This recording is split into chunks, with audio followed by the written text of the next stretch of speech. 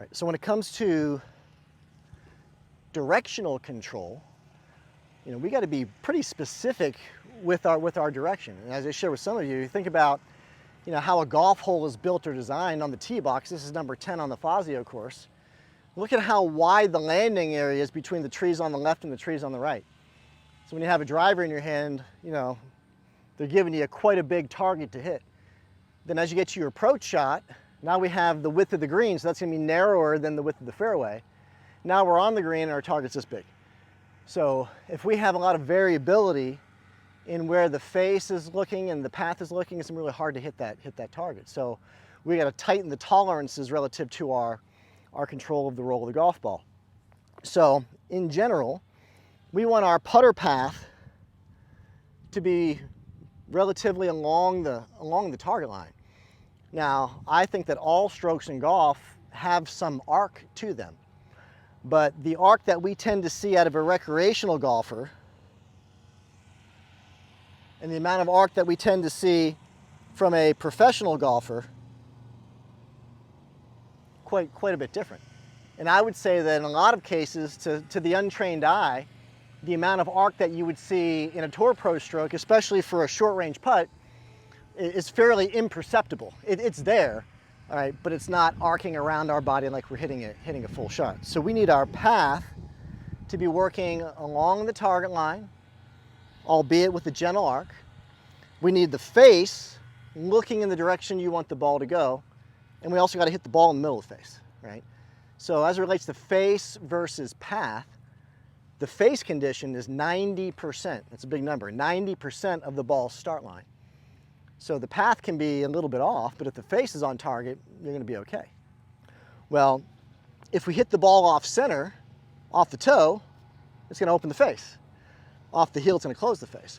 So if we can hit the middle of the face, with the face looking in the right direction, then we're going to be in pretty good shape. So if we were just to start, in terms of like a drill, that would be really, really easy, kind of like a non-negotiable. If someone comes in and goes, I'm not going to practice, I go, I get that. But if you can't do this, then you should just take up something else, right? So think about, like, Jason, who's the greatest putter of all time? Now there's a couple in that category, but we're thinking about one guy. Tiger Woods. There you go. So Tiger Woods, greatest of all time in a lot of categories. Putting would be one of them. Every time he goes to the putting green, all he does is he puts his putter on the ground behind the ball. He puts a tee outside the toe of the putter by about the width of a finger. He's probably a little bit tighter than that because he's pretty good. And one outside the heel like that. And then he sets up with one hand on the putter and he tries to swing through those tees and roll putts towards a relatively short target. So if he can get his putter head through the tees, well, the path would have to be reasonable, right? Yep. And if he's getting his putter head through the tees, he'd have to be hitting the center of the putter face. So now the reason why he putts with one hand is he's trying to get his putter face to match the movement of his palm. His right palm is the face.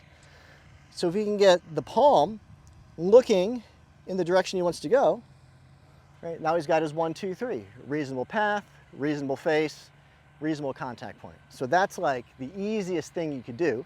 And then certainly you could put both hands on and do the same thing. But when you're making your stroke, have your mind in where your palm is looking. Can't make it any easier than that. So things that help support being able to move the putter that way, well, they come down to our grip, right? And our setup relative to the ball. So when we talk about grips, we have a regular grip, full swing, most short game shots. Then we also have this putting grip. And if you think about it, we don't do anything the same on the tee box as we do on the putting green. There's like a whole different set of ideas or fundamentals. So if I'm hitting a power shot, I want my grip to be powerful. So I hold the putter, I hold my driver and my other full swing shots in my fingers, see that? And a finger-based grip is going to create a divergence between the shaft and my lead arm, which is supporting hinging my wrists. So if I can hinge my wrists, I can create speed. And if I have my hands on here correctly with that wrist hinge, I can also create rotation in the face. So these are things that need to happen to hit a golf ball far.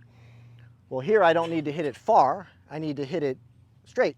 So what I'm trying to do is create a different grip. So I'm trying to create a grip that's more in the palm or the lifeline of both of my hands, right? So I got a lifeline on my left hand, I got a lifeline on my right hand.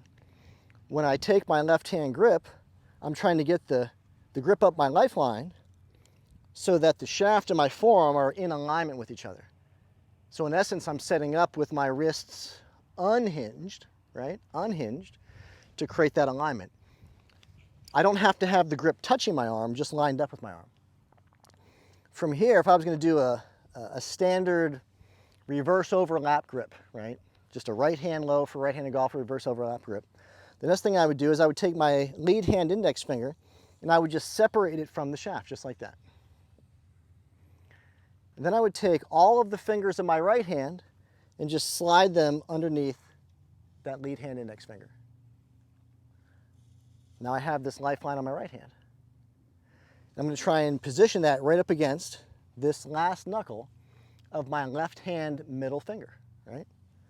Just like that. Just like that.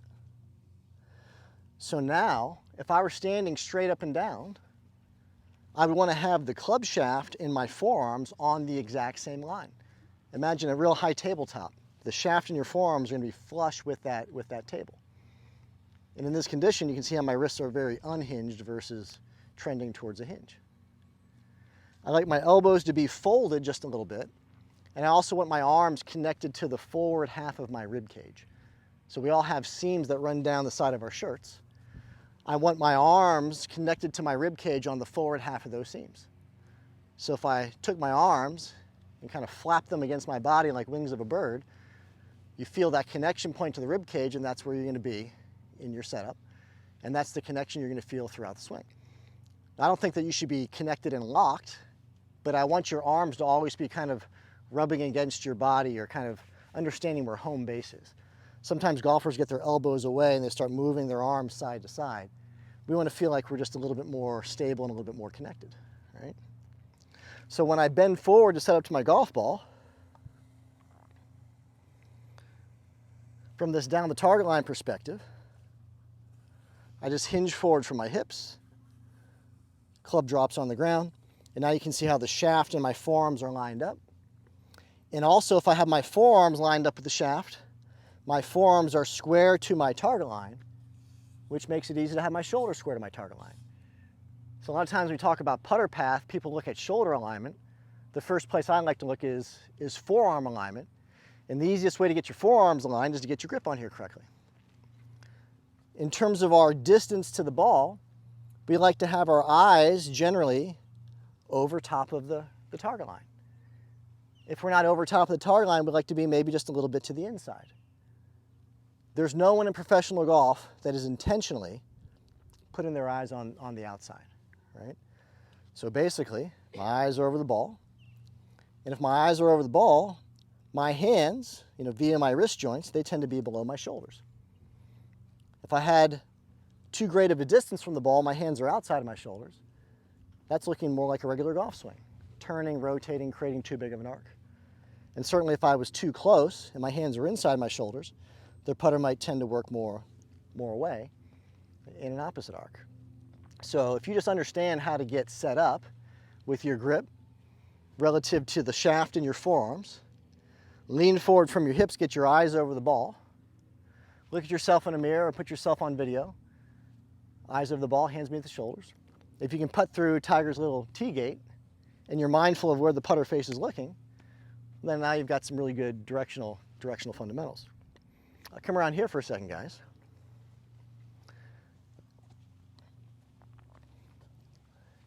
In putting, we want the ball a little bit forward in our stance so that we're meeting the ball with kind of a level to slightly ascending strike. Well, the center of my stance is basically the midline of my body, which is my spine. So I'm trying to get the putter head lined up with my sternum. Right, that's the center. And then the ball is obviously in front of the putter head, so now it's forward of center. But it's not like way up here or anything like that. It's not back here. I can't be hitting down. Very, very simple. If I can get my feet perpendicular to my target line, right, that also makes it easier to not twist and turn. If I can get my feet parallel to my target line, that's also going to help me just create a neutral setup. So these are things that we like to start with. And when you watch golf on TV, some people set up a little bit open, right? Some people actually set up a little bit closed, fewer. But the more square we can be, I think the better we're going to do. And over time, you can start to add some preferences to this model, right? So now if I were practicing my directional control, I would always be practicing with immediate, accurate, and reliable feedback. So one of the unique things about putting is that the ball's always on the ground. When we're hitting full shots, it goes up in the air. Well, why is that important? Well, if the ball's in the air and it's curving left, we know the face closes the path, right? If it's curving right, the face opens the path. If it goes too low, we have too little loft. If it goes too high, we have too much loft. So there are things that we can see in the flight that lead us down an accurate path of diagnosis and correction.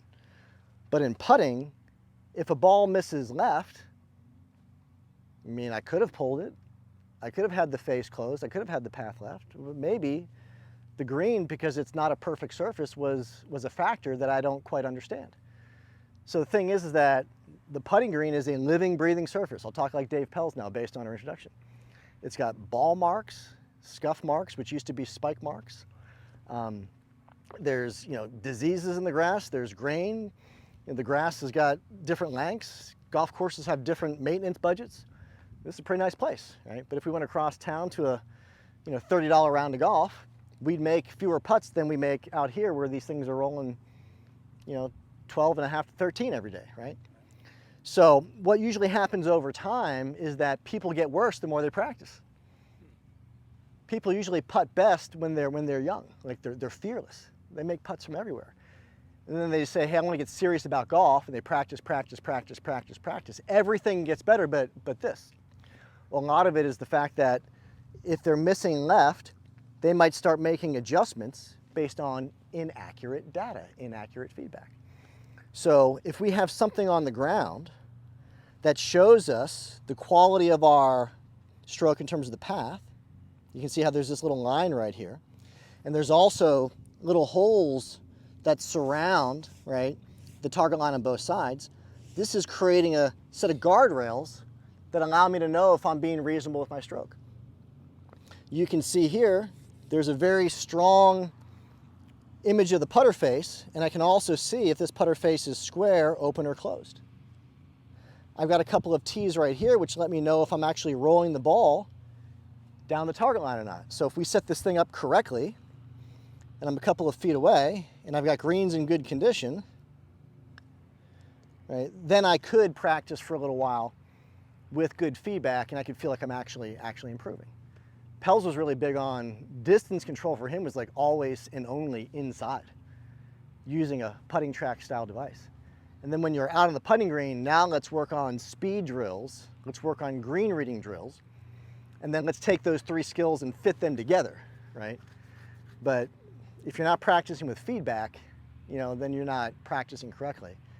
And we like to say practice does not make perfect, practice makes permanent. So if you have poor practice skills, then you become permanently lousy, right? So what we want to be able to do here in our next portion of our putting session is we're going to go to some of these directional based stations. We got the Wellstroke putting mat right here. That black device is called the Putting Arc. Jason just picked up this diabolical thing over there, which puts a premium on getting the ball starting in the right direction. We also have a putting mirror down there with some path and face based metrics on there that you can enjoy. But we're going to come through, put you on video individually, and we're going to try and get you into the best possible putting setup while you're experiencing some of these training tools. Make sense?